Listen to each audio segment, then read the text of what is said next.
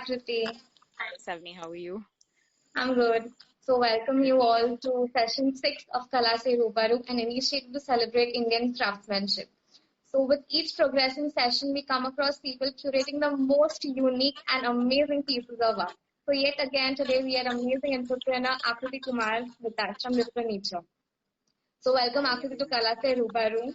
Your product, Thank definitely shout out your brand name in its complete and true sense, Differniture. Curating one of the one-of-a-kind products there. Thank you. Thank you Um, for having me. well, coming to our first question, what was the professional route you took in terms of education to the inception of this studio? Well, I've always been interested in art and design sort of from a young age. And I guess when it came to the point of, figuring out what I wanted to do post school, design seemed like an interesting idea and Yeah, specific product design. So I guess furniture is sort of a small aspect of product design, which I learned more about during college in the US at Parsons. okay. Didn't know anything about it before that, had no connect with wood or woodworking or any such thing. So that really opened up my eyes to, this new material and this new medium and how to actually physically build things with your own hands and, Hmm. sort of take it forward. So I knew during my time in college, I knew that that was something that I wanted to pursue as a career later on in life without really knowing exactly what it was that I was going to do, but I knew that furniture would be a nice thing to sort of Yeah, dive into. Yeah. yeah, that definitely. So how did you, like, if you weren't very familiar with, you never knew you would end up with wood as a element of exploring. So how did you narrow down on that? So I think again, there's so many different mediums when it comes to Of creating a course. product. It could Yeah, be, there's plastics, there's leather, there's wood, there's yeah. glass, there's ceramics, there's so many It's things. endless. And they're all so interesting. I feel like maybe I just stumbled upon this, while working with different mediums, and it just seemed like, wow, this is a really nice sort of thing to Yeah. sort of delve into. And also, I think the sustainable angle of it also did intrigue me in college. Like we did speak a lot about, our professor spoke a lot about it, that as Okay. designers, we need to be mindful of what we create. So, Definitely. of Yeah. course, one can cut a tree and create furniture, but there's also a lot of discarded wood that can be used as used ones. Yeah. So I do dabble into that. Maybe I'll speak a little bit about that later on. Yeah. So tell us a little about the products you offer. Yeah, so mostly furniture and lighting as well. So everything is, again, like I Yeah. mentioned, related to looking at material that's been used once and sort of discarded. Or there are a lot of Okay. trees that fall in storms, they just Yeah. collapse, and those are sort of auctioned out. Sometimes in colonies and stuff around big cities, Yeah. some trees lean against people's houses or power lines or, widening of roads and stuff. And those unfortunately have to be cut down. So there's a lot of material that, and then of course there are also, packaging, shipping containers, other like larger Of course. bulk Yeah. sort of packaging that uses wood and plywood and things that gets used once, whatever component inside is placed within these crates and containers, and once it reaches its final destination, this wood is basically its purpose is served, so it Yeah. gets sort of trashed or used as firewood or just kind of scrapped basically. Yeah. So that's how I kind of source the wood and basically create all sorts of furniture, tables, chairs, beds, just with a more unique look, focusing more on Extremely the unique, wood I as would say. so looking at the wood as it is, the grain and everything, and sort of letting it speak for itself rather than Yes. changing something. Okay. And also, we would love to congratulate you on being honorary of Forbes under 30. That is a great achievement you have. So, although of course there is a period of struggle to reach that milestone in life, what was yours? Tell us your story. So yeah, I mean, recognition is amazing because I feel like everyone who does something that's against the grain or, a path less taken it is always like daunting, and it's a challenge. So to get recognitions, to get the sort of validation from your peers, from other people within your industry, it just basically gives you that feeling that, okay, things are on the right track, because, otherwise how do you know, right? Yeah. So it is a very, I'm grateful for it, and it does give me that confidence to sort of keep forging ahead and keep trying more innovation and revolutionary things, and keep exploring, keep designing. That's, yeah, gives So me that push. really sounds great. So also in an era where most designers are doing these minimalistic and sleek designs, you are venturing into a whole new dimension of woodwork, where your designs show a blend between woodwork and upholstery. So how about you? How do you come about this concept? So, yeah, absolutely. The, minimalism, the Scandinavian sort Yeah, of design, I can't say that that is my style. I do use a lot of wood, which is also what they use, but there is a complexity, there is like a deeper sort of pattern and geometry behind what I do. So, yeah, I do think that is sort of my style, and it is a little bit which I have figured out along the way. Like, if someone were to ask yeah, me yeah, back in so, college, what would it be? I wouldn't know. It's sort of something you explore and figure out as you go ahead. So I have been really enjoying experimenting with how I can create something rigid like wood to feel flexible when you sit on it, like you mentioned, the wooden yeah, upholstery, and just experimenting with that. So the idea is to always kind of push the limits of the material, which maybe other people may not have seen, and sort of take away from, sort of move away from the traditional sense of right. woodworking, so to speak. And you have used, I mean, a designer is what exploring comes into picture, where exploring comes to picture. So yeah, you have definitely reaped most benefits of that. So what style you categorize your designs under? That's a tough one. I can't say anything in specific, but I would have to say probably eclectic, something that's really different from what's out there, and just for the basic reason of exploring and sort of pushing the boundaries of a material we're so used to seeing everywhere. And it's been a part of furniture, as Right. long as humans have sort of been around. Wood has been something that's been stable and solid and rigid and Yeah. lasted generations. So eclectic, different, innovative, I guess. Yeah. And also Yeah. maybe sculpture meets function in a way, sort of creating something sculptural, but also making it usable at the same time. So. Yeah, as I say, like wood is solid yet extremely organic in nature. So I think that is seen in your product.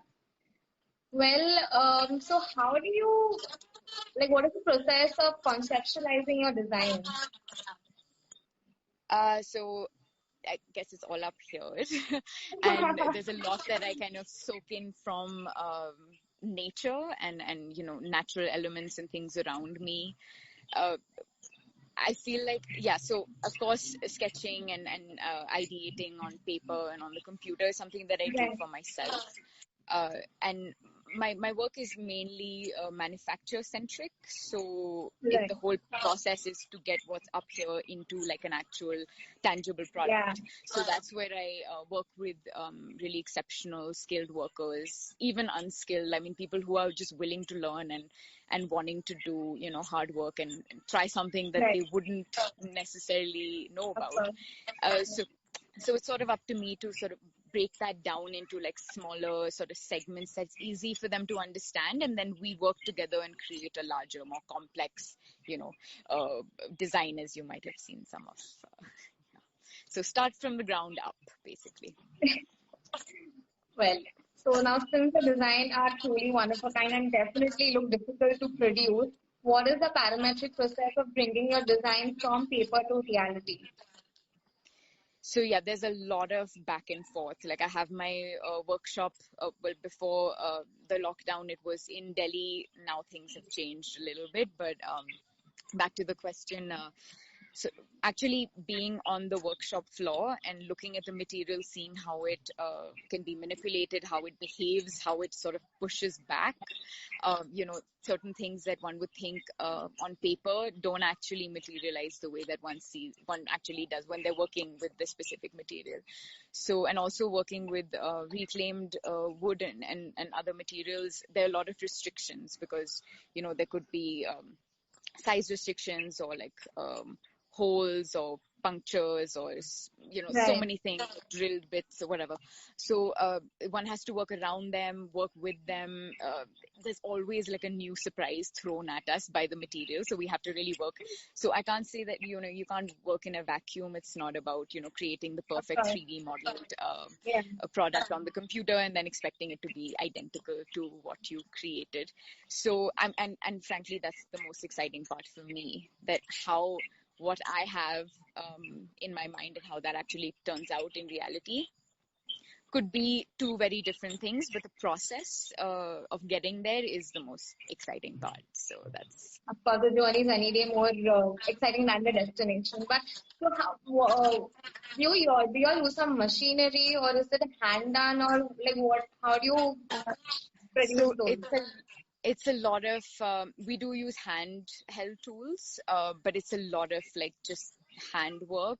There are a lot of ways in which we can use machines, but I feel like India, and of course we're talking about craftsmen and craftsmanship, and one has, as a designer, one has that responsibility to actually give credit to the people who are actually creating stuff by hand. And if something can be done by hand, why not?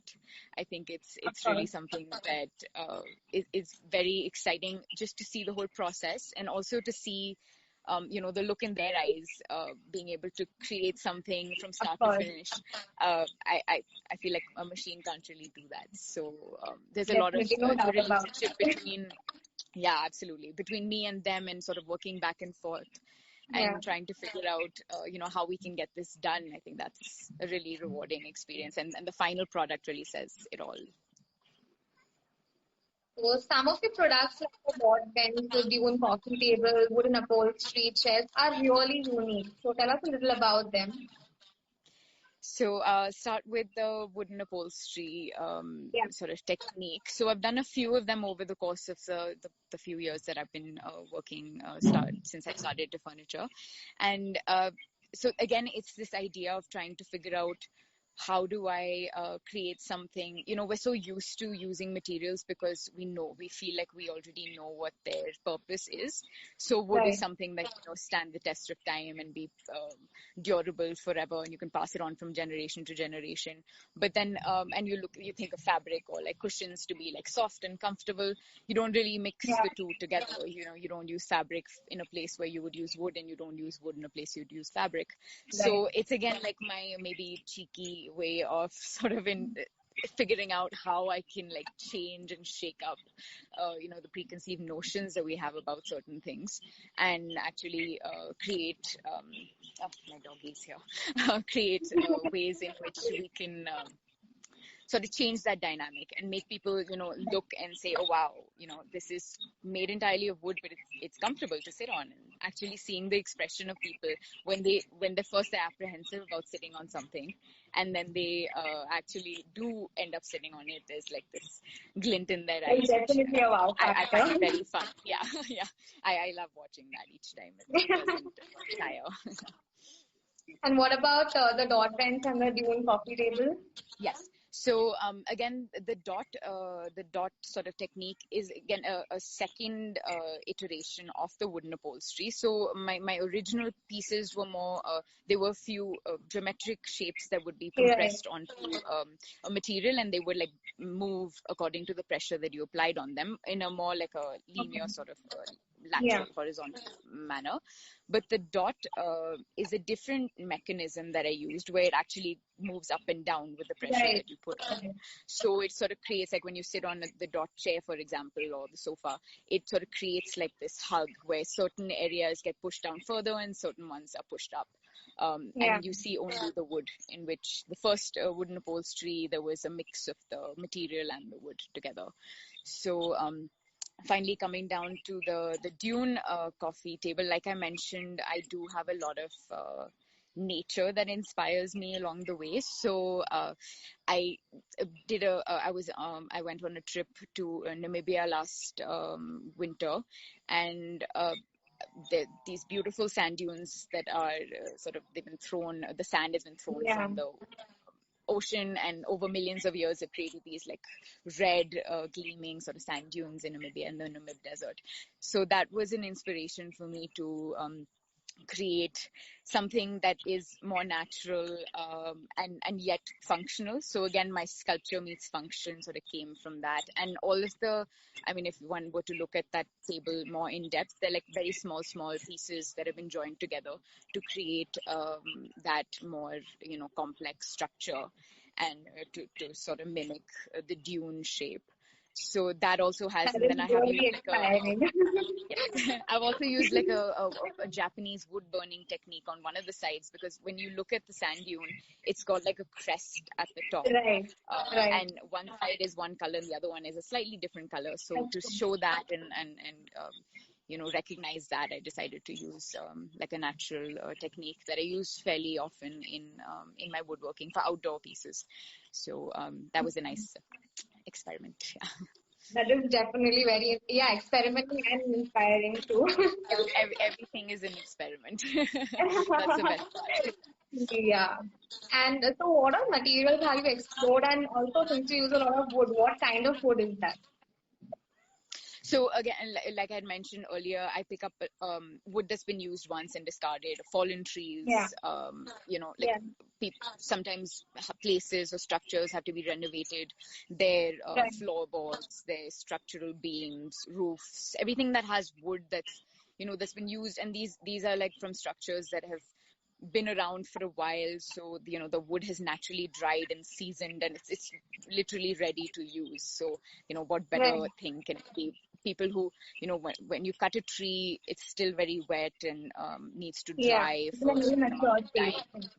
Yeah. Yeah, so Sorry. that this is like ready to use, so it's a win-win You sort of don't have any situation. particular kind of wood you use. It's just whatever comes your way. You all are Um, experimenting in that. Yeah, pretty much at this point. There's a lot of pine wood that comes from the shipping containers, and there's a lot of like other teak, sal, and things that one gets from buildings. Uh, Fallen trees, of course, are local, so they would be like shisham or kikar or Yeah. something around like Delhi NCR, basically. So anything that That's comes really along, yeah. great. I mean, you are like that is really sustainable and that's amazing. Yeah, there's a lot of material out there that it may be difficult to find initially, but once you have things like sorted out, it's quite Yeah. there's a dearth of material that one can explore. You don't have to go out cutting forests. It's not Right. necessary. Yeah, exactly. It's one thing cutting trees to make your furniture, and another thing is using what is available and what is actually a waste in terms of Absolutely. all other things that people do. So yeah, that is amazing. So how do you train your craftsmen? Yeah, so basically it's a relationship.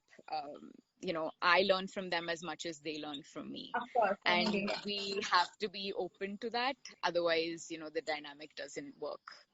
Right. So, I've seen a lot of people along my journey, and I'm touch wood happy to say that a lot of them have shown a lot of excitement about trying something new. Like for example, I've been up here in Uttarakhand for like almost 5 months now, Oh and wow.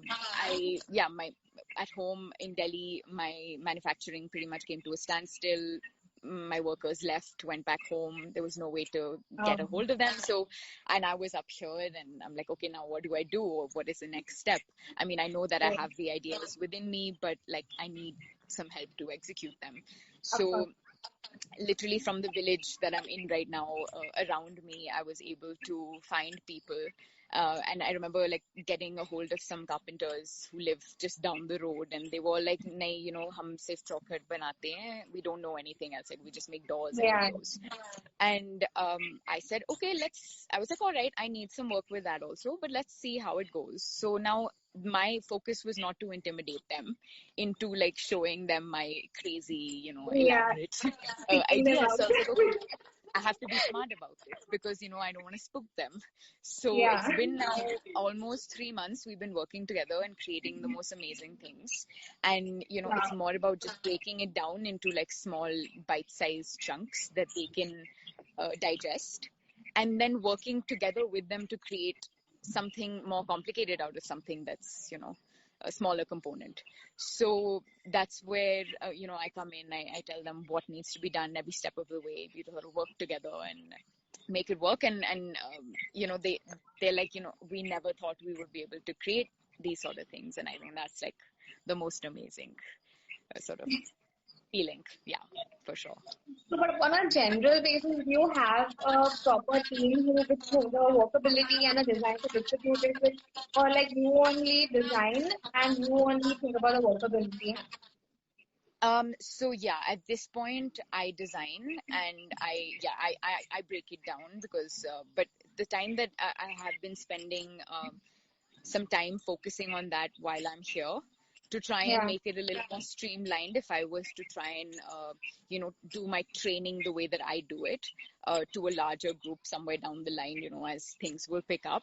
So I'm really spending this time to sort of focus on that aspect of it. So for now, it's on me and of course my team, who's sort of, we're working together on it. But yeah, I do want to sort of streamline that process because I think that's important. Yeah, I mean, your designs definitely look it needs some kind of a brainstorming on it, like how, I don't know, like how it will work out, how the design would be, and Yeah. it's a great process. So, how many people do you have in your team right now, and how many did you have back in Delhi?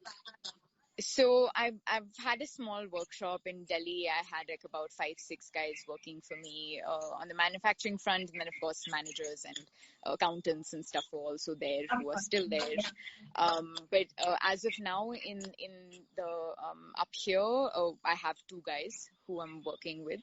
So Hmm. trying to expand, trying to work on things, also working on a project up here, which we'll talk about later. So just taking it one step at a time because it's like being thrown into, Of the course. deep end almost and just trying to figure it out. So, So, almost like but it's back been to great. square one. It's been a good experience. Yeah. So, describe some personal favorite creation of yours and how you went about creating it. What was the process, the ideation to completion, and how much time also does it take to produce the product on the one go? So I think if one were to come to my mind, I would have to go for like the first product I ever created, which was the topographic coffee table. It was Oh, that's inspired interesting. by inspired by my time up here in the mountains, and there's a lot of step farming and terrace gardens that Of course, are, yeah. to utilize the slope of the mountains for vegetation and to grow things. And so I wanted to create something like that, but using materials that one doesn't really think of when they think of like, coffee tables or something, impressive that you want to put in your living room, and when your Right. friends or you have a dinner party, you want that to be like a conversation starter. So I was like, okay, let me look for some plywood. I saw some plywood from one of the shipping container yards that I pick up pine from now, and started working on this project. And at the time, my carpenters were like, oh, we have an idea, we can do this in a different way. But I was like, no, I have a different idea. Just, hear me out. Let's try and figure this out. Yeah. It was an extremely heavy piece, and since then I have tweaked it a lot along the way. But it's also lying at home because my mom was like, you can't give it to anyone. It's your first Of product, course. so you have to keep it. So it does First have love is always the first baby. absolutely. So it's very much front and center over there. It did take some time because, with being my first product, it did take some back and forth. Nothing that I do is very like, I mean, I can't really use like a traditional sort of framework that, okay, a chair has Right. 4 legs and a back. So let's first make the Yeah. 4 legs in the back and then figure out the rest. It's not, it doesn't work like that. So we have to literally start from the ground up and then sort of see, okay, how can we make this and how does this work and how is it durable and how is it? So all of that takes like, its own time. But it's also I like that aspect the most, actually working on it. I don't do too much of sketching. I feel like I prefer sketching through prototyping. So making Okay. little, chunks of Model. things and seeing how they work rather than actually drawing.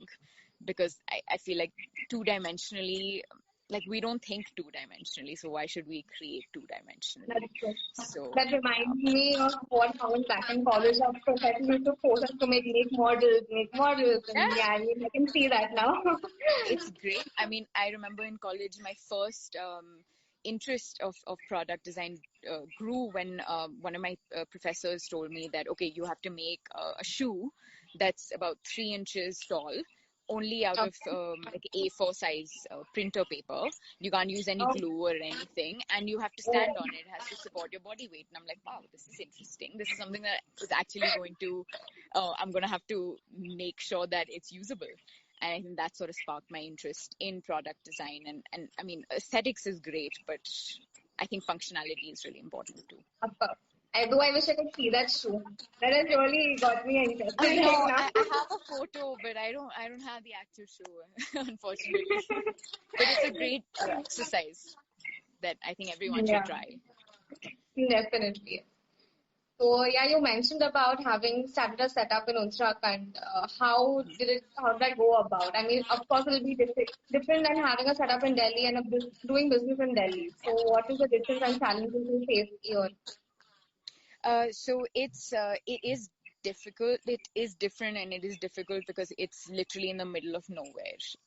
Right. If I run out of like one screw or one hinge or something, I, I mean, we have to drive down a couple of hours to get it. Oh So my it's God. literally like, yeah, it's literally like you need to know what's happening. But I think the beauty of that is also that you can, if you figure out, you can work with less. You don't really need to work with Yeah. everything. And I think that kind of is a good way of thinking, especially at this time that we're in right now. Make do with what you have. And you can manage for sure. So Uttarakhand was a project that actually started a few years ago.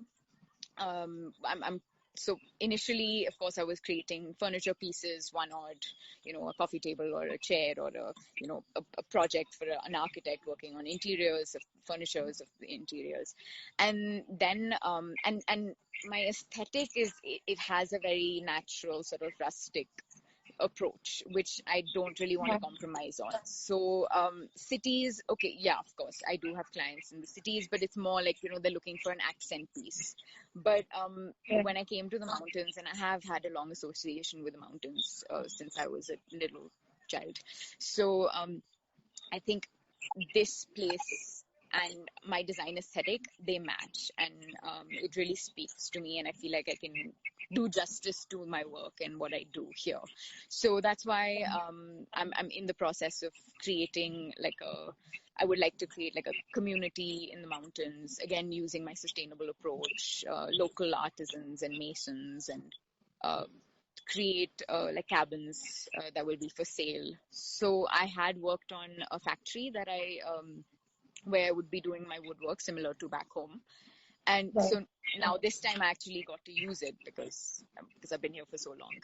So Yeah. now, I'm thinking about, how to go about creating these homes, creating the layout and everything around it, the whole community, going for surveys, going into the land, figuring out which houses will go where and all. So it's a very different experience from what I've done before, which has been more focusing, zeroing in on just the piece of furniture. Now I'm looking more at the exterior, the interior, the landscaping, like everything about a hill A home. holistic approach. Yeah. Yes. That sounds great. And so where do you display and eventually sell your design? So I have a studio in Delhi in Scenic Farms. So that Okay. is still happening. I do supply to a few stores in Delhi, And of course, I ship all over India, people who are looking for something different.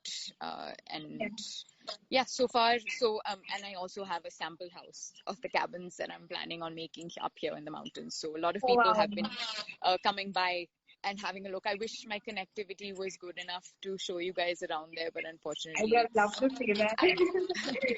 up in the orchard, this is the only place that has good connection. I mean, So, even your setup right on your background looks so beautiful. yeah, I think the sun is setting, and yeah, I can show you the. I don't know if I can. So there's Oh my the God, that mountain is view, beautiful. and the sun is setting as well. These are all trees, orchard, apple trees and plum trees and things. So yeah, that's basically That is just beautiful. a bit. So I can totally agree that Uttarakhand is any day better than being in Delhi. In terms of your design, I would say in terms of the beauty of that place. Oh yeah, it's I get inspired every single hour of every single day, so it's great. Happy to be here. So have you held any exhibitions for your product? Yes, I have. I've had a few like been part of a few larger exhibitions in India, in Delhi mostly, India Design ID a few times. One in Ahmedabad's Raw Collaborative. That was my first out of Delhi sort of domestic show. Then I was invited to the Ambiente show in Frankfurt after taking part in a competition at the Ambiente in Delhi a few years ago. So they took my products over there in the talent zone, and that was a great experience. And then my last show that I had was actually a curated show. I curated it myself, got a few designers on board that I felt had similar sort of aesthetics and sustainable Right. approach, mannerisms in different aspects. So there was furnishings, furniture, outdoor, indoor, ceramics, a lot of different cutlery, crockery, a lot of different fields of design that came together, and Right. all young designers. So that was a great experience at Bikaner House last year. So that was a wonderful, hopefully I would like to continue that when things normalize. Let's see how that goes. So yeah, and so those have been a few of the exhibitions. And I've done like another solo one in Bikaner House as well, just of my own last Oh. couple of years. Yeah. And how do you set a price for your product? So a lot has to do with how much time and effort it takes into Yeah. creating the product, and then of course, like there's always that intangible number in which how much time has gone into actually Of designing course. it and the uniqueness of it, because I don't like to create like bulk products. I'm not a mass manufacturer, Yeah. and I feel that my clients also would want something that is truly theirs and not something that's like everywhere. So Right. I do focus on changing a few things as I go along with each product, even if it has a similar sort of underlining, Yeah. design compared to somebody else. But no two pieces will ever be the same. And also using Wow. wood, the beauty of that is that no two pieces will ever be the same. So all of that goes into, the price point, and I do try and keep some things to be, a little more lower, a little more attractive price points, and some that, of course, are like commission pieces, which are altogether just, made once, and that's about it. So they have their own space. Yeah. So when you say that no two pieces of yours meet, do you have a catalog which anyone can refer to? Like, if I want something from Yeah. your profile which you have posted. So I do. So I have an inventory. I have at DIFFERNITURE.com. I do have my catalog that one can have a look at, and I'm always updating that on new designs that I come up with. But I do work a lot on like getting things created specifically for spaces. Yeah. So there's a lot of like the client would usually come in, see what I have, just to give them an idea of what I work with. And then, I would mostly design something for their space specifically. So if they like a That's really particular great. technique that I use, yeah. So that's mostly it is designing for the space. Yeah. But there are some times where people can't wait and they just pick up what's available. That also Okay. happens. It's a mix of the two. Yeah. But yeah, doing customized products is really what people really look out for. Yeah, and fair enough because it is your space and you are going to Of be course, living in yeah. it. So it should be something that works for you and that if it's dimension wise or color or whatever. So that's Yeah. I get that. I understand that and So what was appreciate the it. biggest challenge you faced till date? I feel like I thrive on challenge.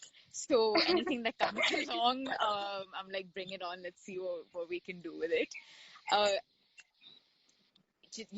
trying something different, going off the beaten path, figuring out things along the way.